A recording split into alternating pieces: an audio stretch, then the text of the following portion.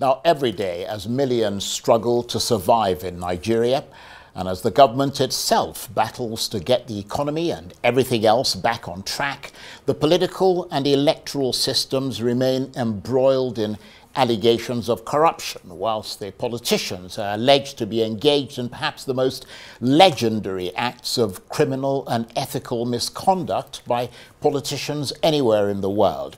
But how do you tackle this in a country where many believe that the flame of justice no longer burns bright and that the judiciary is under unrelenting pressure to bend the rules?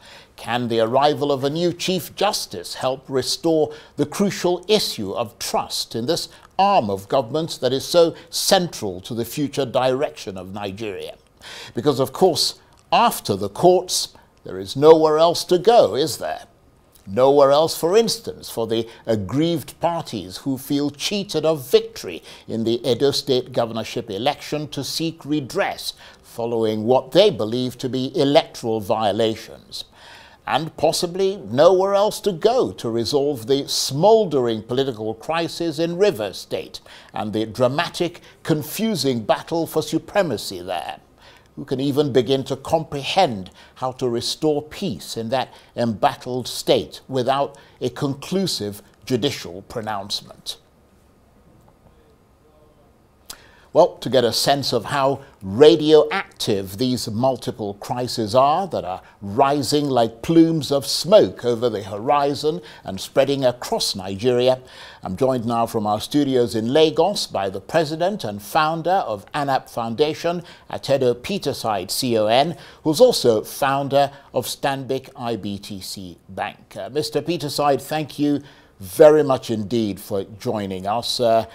It's always good to see you and good to have you on air. Let's start by talking about the most recent election in Nigeria, which is the governorship ballot in Edo State. I start with that because I know you've become something of an expert election analyst. What's your reaction to the controversies around that election? Do you agree or disagree with those who say that it puts Nigeria's democracy further under threat? Thank you, Charles. I think I've already gone public in sense of after the Edo elections. I put out a tweet. I went on to INEC IREV when I heard all the complaints from people who were in the field in Edo State. I went on to INEC IREV hoping that when I look at the result sheets there, I would conclude that, oh, they were just making noise over nothing. But some of the result sheets that I saw there, Charles, shocked me. In an election where the average turnout was 22% or thereabouts, one particular political party, and I'm sure we can all guess which one, was scoring was achieving a 98.5% turnout and results in some polling booths. Worse still, in some polling booths, the total number of votes that same political party got was larger than the total number of voters that were accredited. Now, I don't waste my time blaming political parties. They are not the referee, they are not the umpire. We must hold INEC culpable. INEC, I got my data from INEC. INEC must explain to the nation,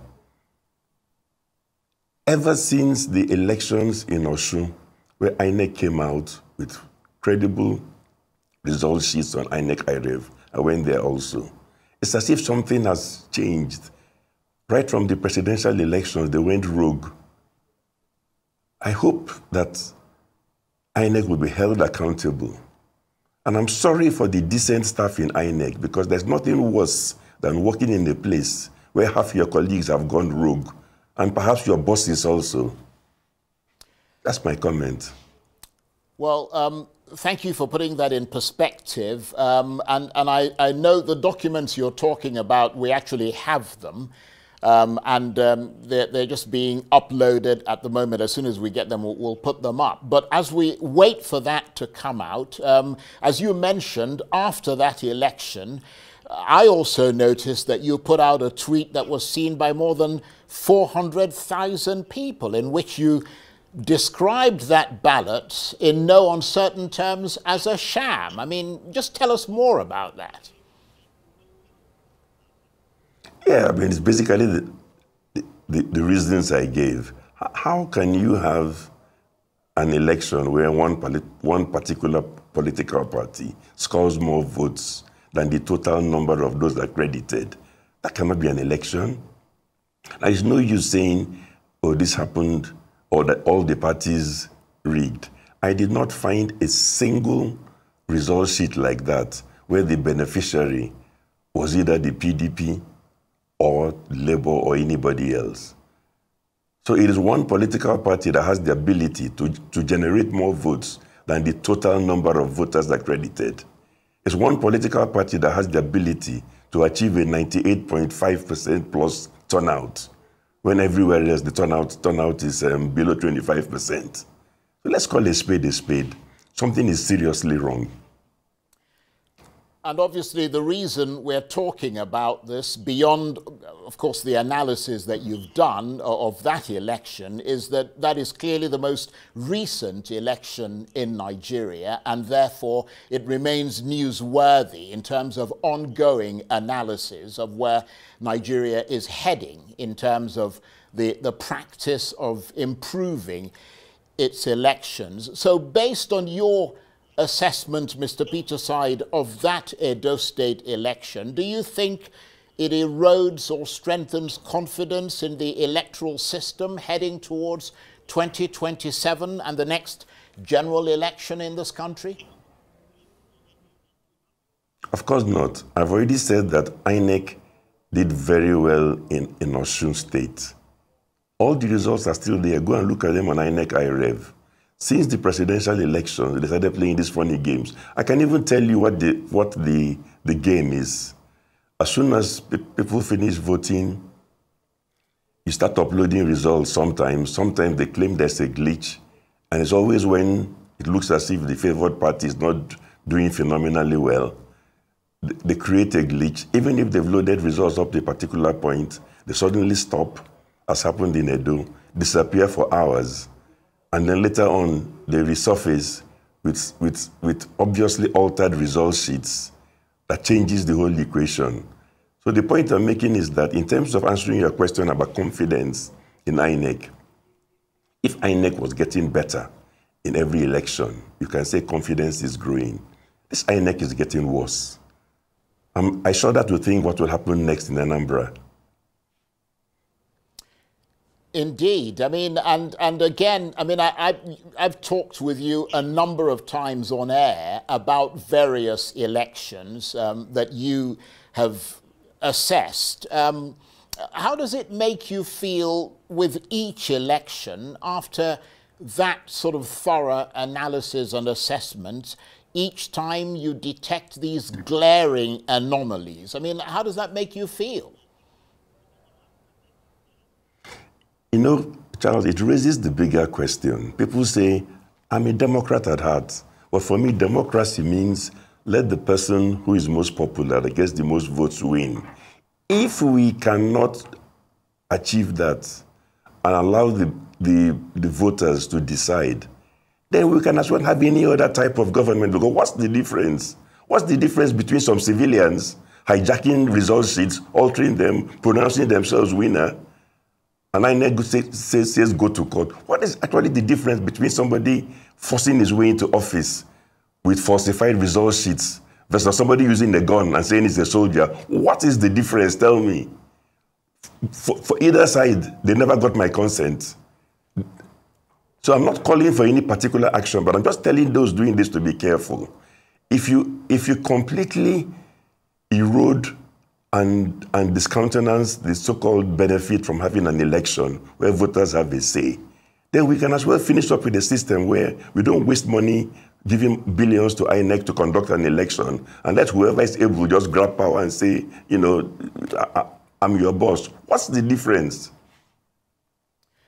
And of course, we were just looking a moment ago there at some of those documents that you used as the basis of your research. Apologies that it came up a bit late, but you mentioned action. In terms of action, of course, the next thing, from what we understand, is that the PDP's Aswe Ighodalo is going to court to seek justice. I mean, do you have confidence that he'll get that justice?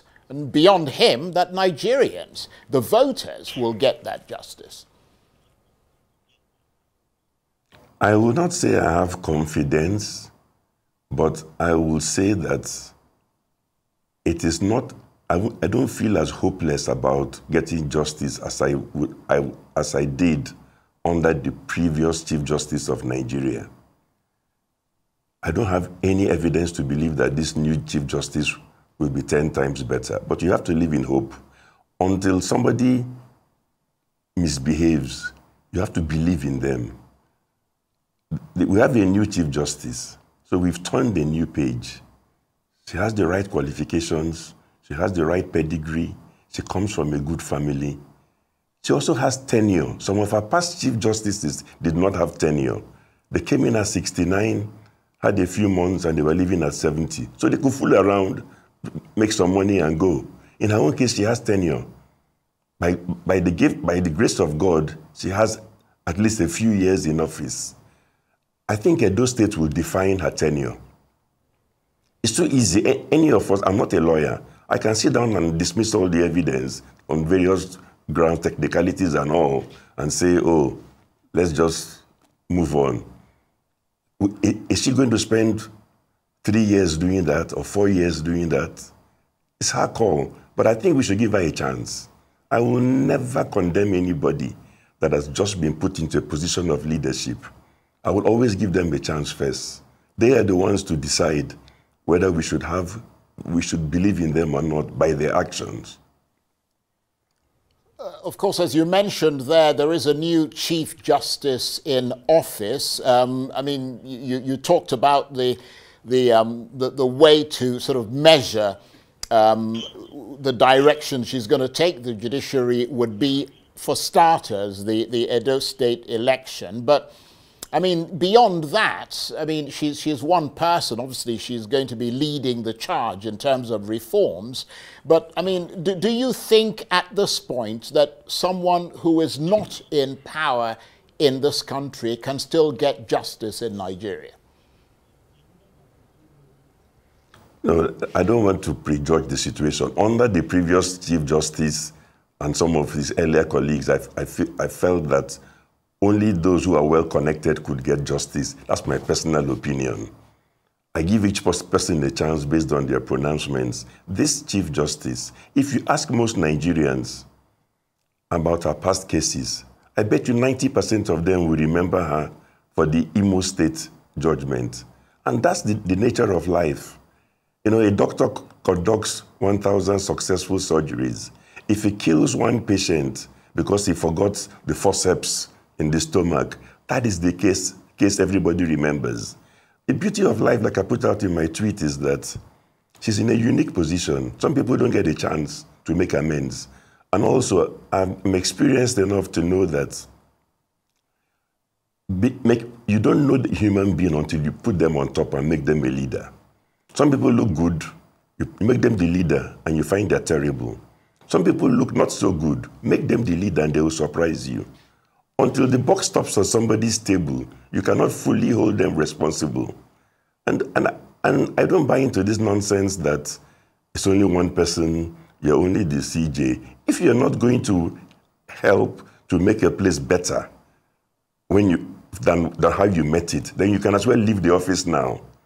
And that is across the board. It's not just about the judiciary. Even a company CEO, you enter a company with the intention of making it better. If you know you will leave it worse, or you will make it any better, you can as well vacate the office now. So I think we should hold people accountable from the point when they become the leader and the buck stops on their table, not before. Well, you mentioned a company CEO there. Let's move in that direction and turn to an area that everyone acknowledges is your turf, and that's the economy. It's clearly, it's clear to everyone that prices are skyrocketing every day, whilst the country's income and that of most people is being depleted. The pace of job creation is slowing. I understand from some assessments to its lowest pace in decades, which is severely testing the tripwires in this country's of this country's youth. Meanwhile, everyone is screaming about fuel subsidy, which you advocated 5 years ago should be removed. That is now largely gone. Are you happy with the way things have turned out? I mean, I seem to recall that there was a second element to your call for the removal of subsidy, which seems to be missing, and is perhaps why there is so much pain. Yes, I mean, look, some of us are consistent. You said I called for removal of fuel subsidy 5 years ago.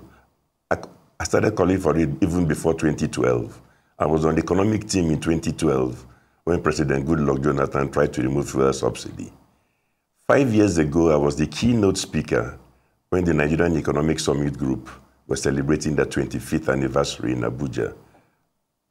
I was made the keynote speaker at the dinner for the 25th anniversary, and I explained that the big difference between now and then, when I say now, 2019 to 2024 versus 2012, is that now it's possible to remove a subsidy from the wealthy people or remove a subsidy from everybody, and then you give cash transfers to the poor. So what am I saying? It's inefficient to subsidize even the wealthiest people in Nigeria, giving them cheap fuel. So the solution I was advocating is that remove the subsidy, and from some of the revenues you've gotten, indeed, by making the very rich who consume the most and everybody pays the full price, then you give cash transfers to the poor. And I made the point that now we have a more developed financial system with fintechs and mobile phones and the whole lot, where it becomes possible for you to give cash transfers. So in effect, for the poorest of the poor, they are still being subsidized. But they're being subsidized by paying the full price for petrol and then receiving some cash from the government. And that cash will not be given to them by NMPC. The problem with trying to subsidize the petrol price for everybody is that even the billionaires are being subsidized, and they consume more of the petrol, indeed 20, 30 times more, with their fleet of cars and everything else. So I'm saying, remove the subsidy, make everybody pay a market price based on at least full cost recovery, and then give cash transfers to the poor. Don't give cash transfers to the rich. So effectively, you're subsidizing the poor, but by giving them cash. They can either use the cash to feed themselves or use the cash to add to what they have to buy petrol or kerosene. And I will explain that the reason the subsidy, the conventional way, dispensed at the petrol pump is so expensive is that you end up subsidizing not only the richest people, even your neighbors, and then you get involved in products being billed to the nation, which probably were never consumed. All that stops with my recommendation, which is go for a market price, remove the subsidy, and then pay cash to the poor. How do neighboring countries come and get some of that cash for the poor? Almost impossible. You have to go to your LGA with your NIN and whatever, and you get paid. Or indeed, I mean the LGA where you're resident. So you can actually subsidize the poor by making sure that they are identifiable now based on their NIN, national ID card and all that, which is the payment instrument. So we have to move, but you see, what the government did, and I don't blame the technocrats, because it sounds as if the government removed the subsidy in a hurry. So they never got a chance to discuss things like what I was advocating, which is to simultaneously beef up cash transfers, and not selective cash transfers to a few people. I'm talking about where every poor person in the country that has a NIN, if they don't receive some cash, it's because they failed to go and get a NIN, and they can still go and get their NIN now to qualify for a cash transfer. Well, that would have alleviated the pain for the poorest of the poor. Right. That's illuminating analysis. And just staying with the economy and also making reference to that keynote address that you delivered to the NESG in 2019, you were complaining bitterly about Nigeria's inflation rate, which stood at about 11% in 1993, and you wanted it brought down to about 5%. I mean, I wonder what your reaction is to where it stands today at more than 30%. Yeah, I mean, I know how we got here, and I'm somebody who believes in being fair. It is not true that this government inherited low inflation and took it to the sky. The government inherited inflation that was already in the high teens, but they inherited it against a background where the exchange rate was being manipulated via a crazy multiple exchange rate system. So when you make that adjustment and allow the exchange rates to be market-driven, there was always going to be an initial hump in inflation. So what you are required to do as the manager of the economy is to take all the necessary actions to quickly bring down the inflation. So in effect, what I'm saying is that the initial sharp rise in inflation was expected, and then your priority is to bring down inflation as fast as you can by doing all the right things. On the monetary side, most of which have been done. But I think the reforms should be more holistic than they are. It's not enough to just have market-determined exchange rates, remove subsidy, and go home. If you do that, there'll be phenomenal pain, and you may not get the desired results that you're looking for, even in terms of macroeconomic stability and in terms of growth. There are many other aspects of a broad reform that are not being pursued with the same seriousness. So that on the fiscal side, why do we have a budget when all kinds of legislators throw in phantom projects into agencies which they are going to go back and collect? All that stuff should be wiped out by a stern president. Call them into a house and tell them, we cannot inflict pain on people and be fooling around, giving you billions to go and do what you like with in your village or somewhere else. All those sort of payments should be wiped out. We should be going through a period of belt-tightening. There are other things that should accompany the reform, because you want investors to come bring in foreign exchange. Do we have rule of law? You mentioned judiciary. All those things have to be, everybody has to be showing that they are part of a reform process, bringing in good practices. Even the famous Orosonye report, we still have multiple agencies wasting money on overheads. Forget about NNPC alone must be spending billions on refinery staff that produce nothing. All that wastage has to stop in the whole system. So it's not just about exchange rate, fuel price. This government should make up its mind whether it came to be a corrective regime or you just came to adjust two things and then go on and then continue with business as usual. If you continue with business as usual, then you make it a lot more difficult, and it takes much more longer for you to get the gains from the pain that you have inflicted. I'll add one more comment. Right. Even in 2012... Go ahead. Even in 2012, if you remember, when we said fuel subsidy was being manipulated, it was inflated, it was corrupt. How can you say something is corrupt and you've done nothing about it? Go and check. In 2012, there was an investigation. A panel was set up under INEC. People were accused. They were charged to court for falsification of subsidy. Who has been penalized here now for manipulating subsidies or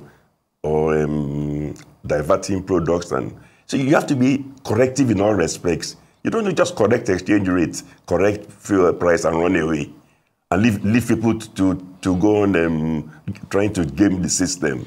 perhaps because they're your cronies. Well, I was going to push you a bit more on the economy, but I'm afraid we're running out of time. I was going to ask you, just to be absolutely clear, whether you think Nigeria should protect its currency or leave it essentially to market forces. Can you answer that in sort of 20 seconds so I can move to the other thing I want to ask you?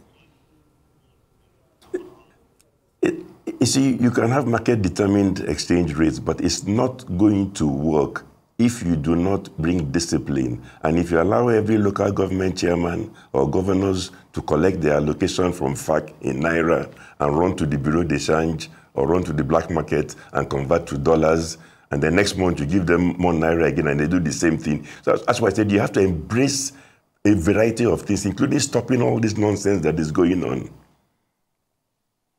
Before I let you go, let's turn to Rivers State, where you come from, and all the drama brewing across the state, political drama. You don't seem to be talking much about it. I wonder why.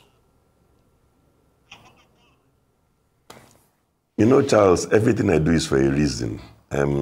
Taking sides in a dispute is very easy. So if I've not publicly taken sides or I've not taken sides, I haven't. It's because I'm focused more on trying to win the peace. You can win a war, there's no peace. And I think I may still be able to play a role in helping to find peace. Because even the judiciary may not bring peace to Rivers State. If you follow social media, there are people threatening, if X happens, they will burn houses. Hey, these guys all have property there. If you do the wrong thing, properties galore will go ablaze. So some of us are, as it were, still making it possible that we're in a position to talk to the main actors. And you can't do that at the same time as publicly taking sides. So I'm hoping to be part of the process to bring peace. That's why I'm not saying anything publicly that will either inflame things or turn some of the main actors against and make it impossible to ask them to try and see reason. Thank you. Well, we certainly don't want you to inflame things further, but very briefly, because we are essentially out of time, how would you resolve the crisis where attempts by even the president have backfired? You know, it's not about rank. Sometimes the lowest person in a room can bring about, reason. So there are a variety of things that can still be attempted. Presidential directives don't always solve all problems. If they did, then there'll be no problem. I'm talking about getting some of the actors to genuinely understand that the logical extension of the direction in which they are going, nobody will achieve anything. If people understand and you get them to begin to mend their ways, then you may actually achieve peace. So now, let me just stop there. Okay. Well, on that note, I want to thank you very much indeed. I mean, I deeply appreciate your taking the time to talk to us. Atedo Peterside, CON, is the president and founder of ANAP Foundation, is also founder of Stanbic IBTC Bank, and he was talking to me there from our studios in Lagos. Thank you very much indeed.